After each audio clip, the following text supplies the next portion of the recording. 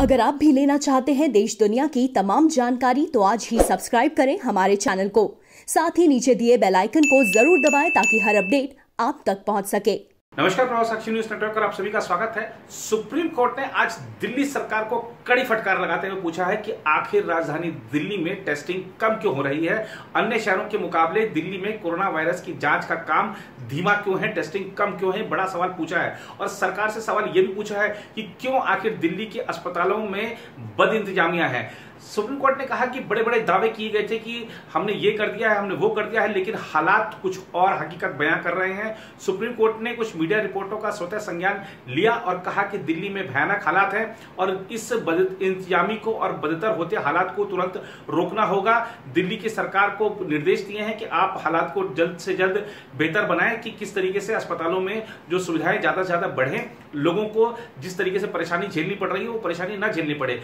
दिल्ली की सरकार पर तो सवाल उठाई हैं, एलएनजेपी अस्पताल पर भी सवाल उठाया है सुप्रीम कोर्ट ने कि कैसे शवों के साथ ही मरीजों का इलाज हो रहा है, ये दुर्भाग्यपूर्ण है। सुप्रीम कोर्ट ने कहा है कि जो कोरोना वायरस से लोग मर जा रहे हैं उनके परिजनों को भी समय पर सूचना नहीं दी जा रही है, ऐसा नहीं होना चाहिए।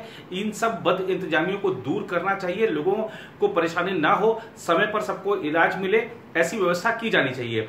उधर अगर हम बात करें दिल्ली में जो कोरोना वायरस से जो मृत्यु हो रही है उसके आंकड़ों पर भी अब सवाल उठ रहे हैं। दिल्ली में जो नगर निगम है उसने दिल्ली सरकार के आंकड़ों पर सवाल उठा दिए हैं और दिल्ली नगर निगम के आंकड़े कुछ और हैं, दिल्ली सरकार के आंकड़े कुछ और है, लगभग दोगुने का अंतर है। इस पर भी सवाल उठ रहे हैं कि दिल्ली नगर निगम झूठ बोल रहा है या दिल्ली सरकार के आंकड़ों में हेरफेर है। तो आइए ये जो आंकड़ों का खेल है, खासतौर पर मौत के आंकड़ों का ये जो खेल चल रहा है, ये खेल क्या है, अंतर आखिर क्यों है, ये आपको विस्तार पूर्वक समझा देते हैं। लेकिन सबसे पहले सुनते हैं एमसीडी के नेता क्या कह रहे हैं। दिल्ली के अंदर मार्च के महीने से लेकर के और 10 जून तक का जो आंकड़ा है उसमें तीनों नगर निगम का मिला करके जिन लोगों के परिजनों को दुखद मौत हुई है उनका जो हमने संस्कार किया है वो लगभग 2098 केस है जिनका हमने कब्रिस्तान और शमशान घाट पे संस्कार किया है।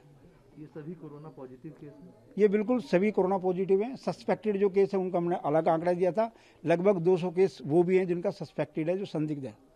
दिल्ली सरकार का आंकड़ा 1000 से नीचे का है, आप लोगों का 2098 का है, ये क्या? देखिए, दिल्ली सरकार ने 16 मई को तीनों निगमों को एक नोटिस जारी किया था और वो नोटिस था कि दिल्ली के अंदर जो मौत का आंकड़ा वो मिसमैच कर रहा है। नगर निगम उस समय कुछ कह रही थी और दिल्ली सरकार कुछ कह रही थी।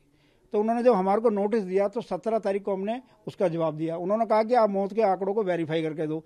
तो हमारे तीनों नगर निगम के जो एमएचओ हैं उन्होंने सभी डीएचओ से बात करके जहाँ जहाँ जितनी मौत हुई उन सब आंकड़ों को इकट्ठा किया, उसको कंपाइल किया और एक रिपोर्ट भेजी। उसमें भी 230 से ज़्यादा पॉजिटिव केस थे और लगभग 100 के करीब संदिग्ध केस थे। तो जब उनके आंकड़े में और हमारे आंकड़े में डबल का फर्क था, वो आंकड़ा मई से लेकर के जून हो गया है, वो आंकड़ा डबल ही है। दिल्ली सरकार पता नहीं क्यों नहीं सचेत में आ रही है, जबकि अस्पतालों के अंदर मॉर्चरी में लोगों की लाशों का अंबार लगा हुआ है।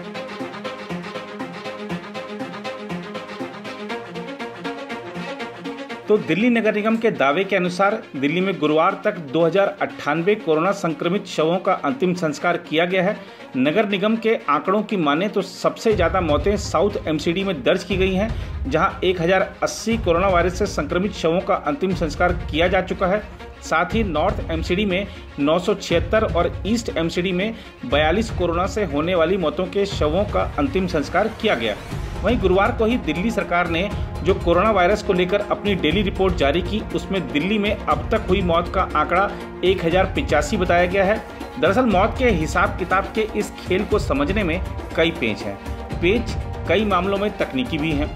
कोरोना से होने वाले मौत पर नजर रखने के लिए और मौत की वजह की पहचान करने के लिए दिल्ली सरकार ने 20 अप्रैल को ही एक डेथ ऑडिट कमेटी बना दी थी।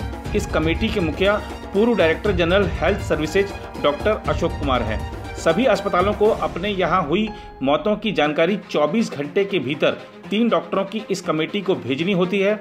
यह कमेटी मौत के तमाम पहलुओं की जांच करती है, जिनमें केस के बारे में पूरी जानकारी वाला केस शीट भी शामिल होता है।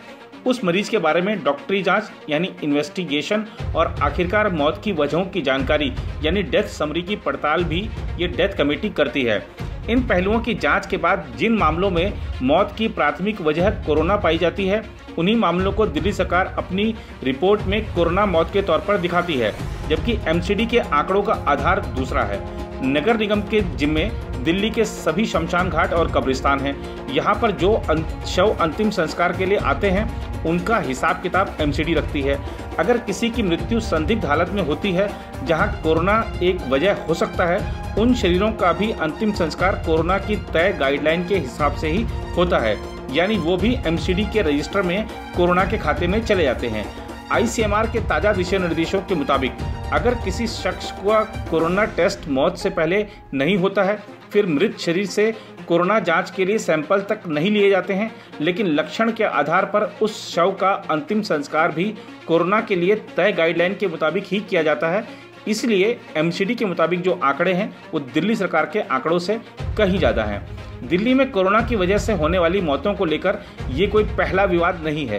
पहले भी कई अस्पतालों ने ये दावा किया था कि जो मौत के आंकड़े उनकी तरफ से भेजे जाते हैं, वो दिल्ली सरकार अपनी रिपोर्ट में शामिल नहीं करती है। इसके बाद 10 मई को दिल्ली सरकार के मुख्य सचिव ने सभी अस्पतालों को सख्त निर्देश जारी कर कहा था कि अस्पताल अपने यहाँ होने वाली मौत के बारे में जानकारी हर रोज 5 बजे शाम तक भेज दिया करें। सरकार ने अस्पतालों को ये भी कहा था कि मौत की रिपोर्टिंग में अस्पताल स्टैंडर्ड ऑपरेटिंग प्रोसेस यानी एसओपी का ध्यान रखें। ऐसा न करने पर आपदा प्रबंधन कानून के तहत अस्पतालों के खिलाफ कार्रवाई की जा सकती है। इस निर्देश के बाद दिल्ली सरकार ने अपनी रिपोर्ट में अस्पतालों में पहले हुई मौतों को अपडेट करने का सिलसिला भी शुरू किया था। उधर सुप्रीम कोर्ट ने दिल्ली से सटे गौतम बुद्ध नगर जिले के डीएम को भी कड़े फटकार लगाई है। पूछा है सुप्रीम कोर्ट ने कि जब कोई व्यक्ति संक्रमित हो गया है तो उस पूरे इलाके को सील क्यों किया जाता है, उसके घर को ही सील करना चाहिए।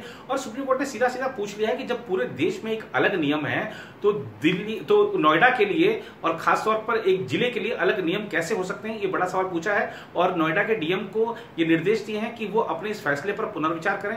देखना होगा कि नोएडा डीएम की ओर से फैसले को बदला जाता है या सुप्रीम कोर्ट में कोई अपना मत रखा जाता है कि हमने इन कारणों से ऐसा फैसला लिया है। देखना होगा कि इस बारे में अगला कदम नोएडा के डीएम का क्या होता है।